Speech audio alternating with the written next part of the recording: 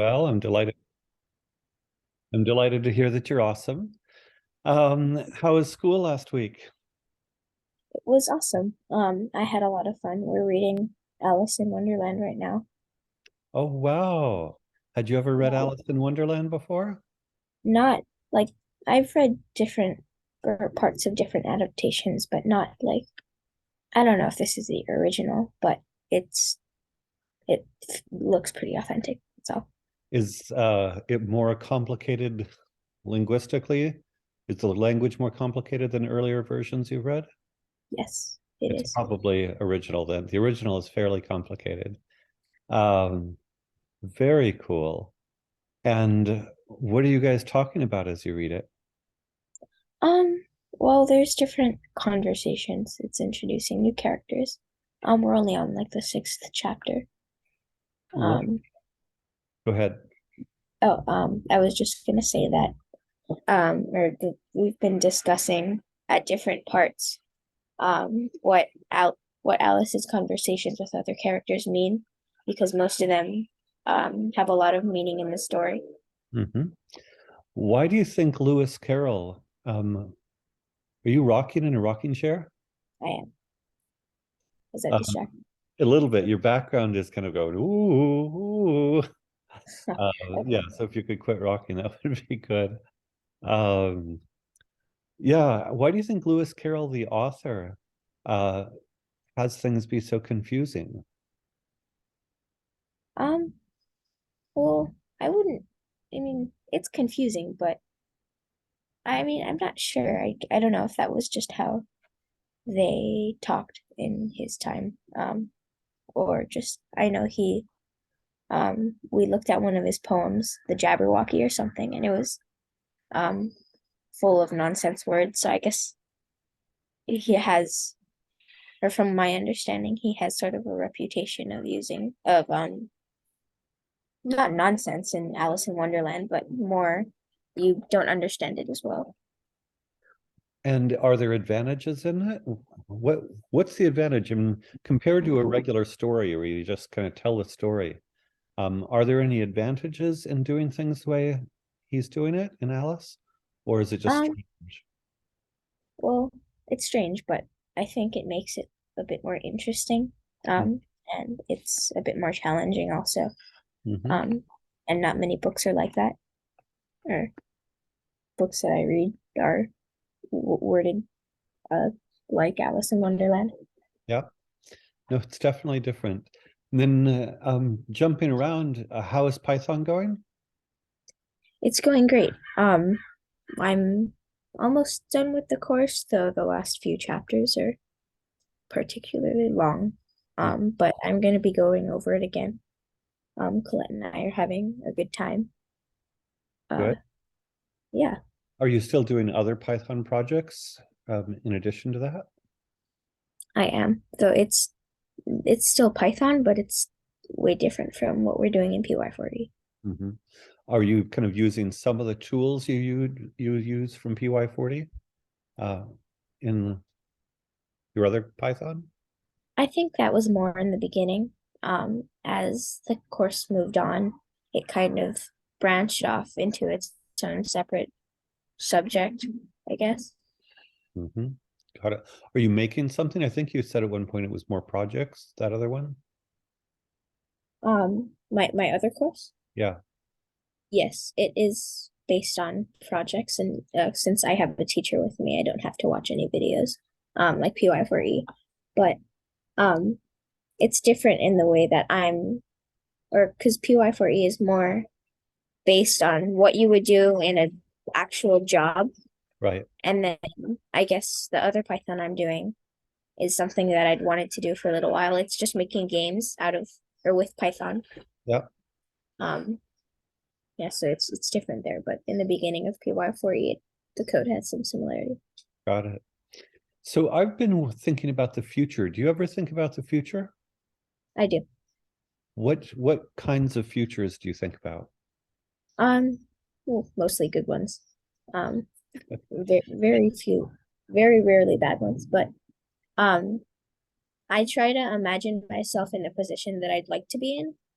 hmm Um, it makes me happier and more optimistic. So I'm very positive too, and of course I love the fact that you're so positive. But give me some examples. What are some examples of positions, you imagining yourself in positions you'd like to be in that make you happy? What are some examples? Well, I'd like to be further in my jiu-jitsu career. Hmm. I'd like to know how to program in multiple ways. I'd Hmm. also like to be financially comfortable and not really have to worry about any of that kind of stuff. Hmm. I guess that's what everybody wants, but Are these all things for when you are 15, 20, 25, 30, or you have no idea? I'm not sure. I want to do things sort of younger, Hmm. um, but I'm still on that path to getting there. And so with jujitsu, what is the dream version of jujitsu look like? Maybe let's say 10 years from now. So yeah, you're 10 now when you're 20. What is the dream version of jujitsu look like when you're 20? Well, hopefully I'll be more of a, we're not professional athlete, but I'd want to be competing, Hmm. in as a higher level. Um, when I'm 20, I know some 20-year-olds have reached that level, even younger than 20. Hmm. Um, so that's my goal. So it sounds like you like competition and you also like being really good at jujitsu. Yes. Got it. And then with programming at 20, what do you think you'd like to do in terms of programming when you're 20? Um, to be honest, I'm still a bit rough on that. I guess I've been doing jujitsu a lot longer, Hmm. so I kind of had a goal in mind. But as for programming, if I could think of anything right now, the basics would probably just be being able to code something that would help me gain a job or a career, Hmm. um, even when I'm younger than 20. Hmm. That makes sense. And then going then to the money. So would you like to start making money at coding when you're young? Um, yes, I would, but I don't think I'm there yet. I think I still have a bit of ways to go. Got it. Have you heard of Replit at all? Replit? I believe I've heard it, but I haven't really looked into it. It's a site where, among other things, you can get paid bounties to do some little bits of code. We've got another student. So often if somebody has a bit of code that they need to get written, they'll say, "Hey, could somebody write this for me?" And then a bunch of people say, "Yeah, I could write it for you." And then they offer to write it. And then whoever is trying to get the code written picks somebody. And it's a bounty, kind of like a competition sort of thing. But it's a payment for getting the job done. And we have a ninth grade student who has gotten 3 bounties at Replit, and um, one of them, most recently, he made $10, which is not very much, but he made $10 writing a little tiny bit of code for somebody. Yeah. So you're probably not too far away from getting to the point where you could go to Replit, and it may not be your thing, but what I'm saying is it's a site where you could actually uh, bid for jobs, and once you're good enough, then you could make little bits of money writing code, and then part of what that gives you is experience as well, writing real world code for people. Do you think that you might be able to write real little bits of real world code for people? Uh, Depending on what it is, maybe, I'm not sure. I'd Okay. have to see what things But they want me to write. But the fact is, there are teenagers who definitely make money, and you're a long ways even from being a teenager. But you could definitely be making money doing this as a teenager. Um, and is there any other path to? So we mentioned jujitsu, coding, and making money. Are there any other futures you think about? Um, those are the primary, um, or I just my goals, my primary goals. But sometimes I do think about near futures. And one of them is playing the piano because I want to learn specific songs. Wow. Um, That's cool. Have you played a musical instrument at all before? I started playing the drums for maybe a little while when I was younger. Mhm. But I'm interested in the piano now. So we have one at home, and I've been working on that almost every day. Excellent. Is somebody teaching you or you're teaching yourself? I'm teaching myself, but I don't know how to read notes yet. I figure that this summer I'll learn how to. But for now, I'm just going off of YouTube videos. Marvelous. You can learn almost anything you want off YouTube videos. And Yeah. learning notes, there are different parts of learning notes, but learning the basics of note reading is not too hard. I think you can get it really quickly. Now that I know that you're doing that, maybe I'm not, music is my least strong sort of thing. I'm much better, say, at math or reading or writing than music. But I probably remember the basics of reading notes, especially for piano. Um, Yeah. Excellent. How about writing? At one point you were writing your books. Are you interested in writing, or are you kind of phasing away from that? I am interested in writing, and I do like writing a bunch. Um, we've been writing a whole lot more in humanities. So I'm getting a lot of practice from there. Mhm. But right now, that's not part of your future visioning.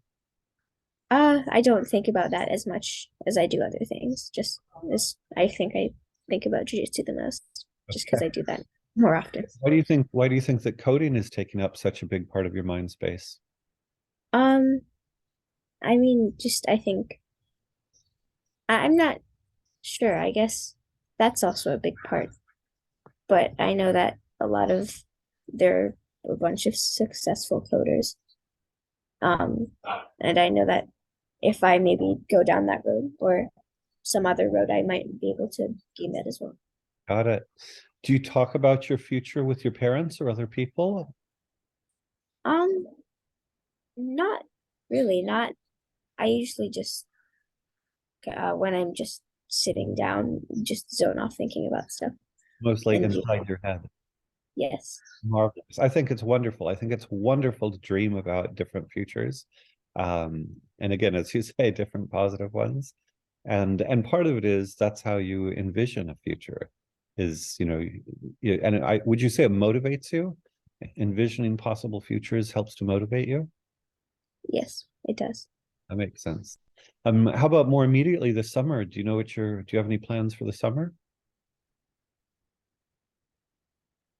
Um, I know the first few weeks, but not entire the entire summer as a whole. But we do have some goals that we want to um achieve this summer, or my family. Do you want to talk about them, or is it just schools separate from you? It's mostly school, but I can talk about it. Well, it's they're not big, but for starters, we'd like to get to the beach more this summer. We've gotten particularly busy, and we haven't gone much, and we live right next to it, so it's really convenient. Yeah. Um, During the summer, my brother and I are going to keep doing not schoolwork, but just keep learning. I feel like last summer we kind of had a real break, and uh, it was fun. But I think when I got to homeschool, I maybe could have used the work, Mhm. but um, it wasn't much of a problem. I think it was more the summer before. Well, I am very impressed by your kind of awareness of these sorts of things. Would you add learning to play the piano as a goal over the summer? Yes, definitely. Excellent. How about reading? Are you still reading much? I am reading a lot, besides in humanities and some other of my classes. I've been reading a bunch of mythology. Um, and I also just finished The Old Man and the Sea, and I'm reading The Lord of the Flies. Oh, wow. How far into Lord of the Flies are you? A bit more than halfway. It's sort of taken me a long time, Are you but reading it for school or separate it's from okay. school? Are you? It was for my own personal Mhm. It was just for me, but I borrowed it from my homeschool library because I don't have my own copy at home. So what do you think of So at the end of the school year, what do you think of that book? sorry, go ahead. What do you think of that book?